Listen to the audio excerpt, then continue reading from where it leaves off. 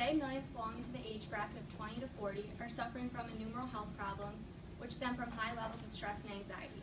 Today I'm going to talk about stress and how it's a part of life that you can't always control. After researching many sources, such as an article on stress symptoms, signs, and causes on healthguide.org, the Stress Management Health Center on WebMD.com, 10 Ways to Handle Stress article on PsychCentral.com and Bustle.com, I feel as if I can inform you on stress and what it does. How many of you have ever experienced some type of stress before? Well, hopefully what I'm about to tell you will help you out. Today I'm going to talk to you about what stress is, how to avoid it, and how to handle it. Now that I've gone over what I will talk about, I'm going to inform you on my first main point about what stress is. Stress is a normal physical response to events that make you feel threatened or something that upsets your balance in some way. If any of you have taken a psychology class, I'm sure you know what I'm talking about when I say it's the fight or flight response. It's basically the body's way of protecting you. In the article, Stress Symptoms, Signs, and Causes, psychologist Connie Lillis uses a drive analogy to describe the three main ways that people respond when they're overwhelmed by stress. One being the foot on the gas pedal, which is an angry stress response where you're fired up and you can't sit still.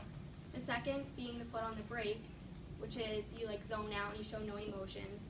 And the third being the foot on both, which is a tense and frozen response. You freeze on the outside, but inside you're extremely agitated. Since we're all in college, I'm sure everyone can relate to the stresses of scheduling classes, studying for a big exam, or even doing your speech. Stress is what keeps us on our toes during a presentation at work, sharpens your concentration when attempting the game-winning throw, or drives you to study for a big exam when you'd rather be watching TV, which I'm sure everyone has experienced at least once. Too much stress can be dangerous, and it's really important to find out when your levels are too high so you can get further help. As you can see, stress affects the mind, body, and behavior in many ways, and everyone experiences it differently.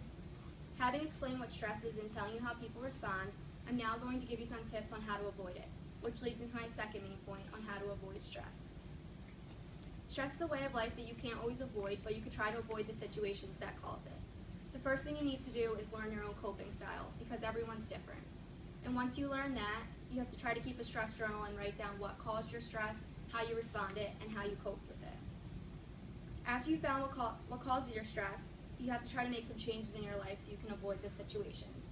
And then you should learn how to manage your time, knowing what needs to be done and what can wait, and then find a balance between friends, family, school, significant others, anything that you have, and then always get enough sleep and maintain a healthy diet. According to the Stress Management Health Center, supporting your life from family, friends, and your community has a big impact on how you experience stress. Following these steps and having this kind of support in your life can make a big difference. Now that you know how to avoid stress, I'm going to talk to you about how to handle the stress that you may not be able to avoid. My third main point is how to handle stress.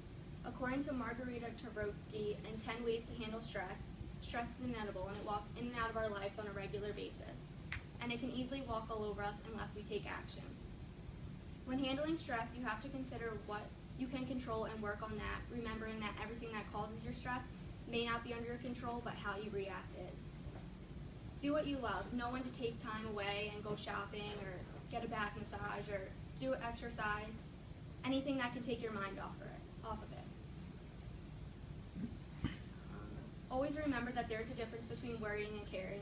Worrying is trying to take control of the future when caring is taking action. Always know when to step away and take a deep breath. Stress comes in and out of our lives on a regular basis, but if you take the steps to manage it correctly, you can live a much happier life. After speaking to you about stress, I would like to leave you with some final thoughts. Stress is a part of life that you can't always control, and today I talked about what stress is, how to avoid it, and how to better handle the stress that you can't avoid. So stop focusing on how stressed you are and remember how blessed you are, because some things in life can't be changed, so don't sweat the small things. And then I have this. I thought it was pretty cool because it shows what to always do, what to avoid, what to practice, and what to spend time doing. So I'm just going to pass it around so you guys can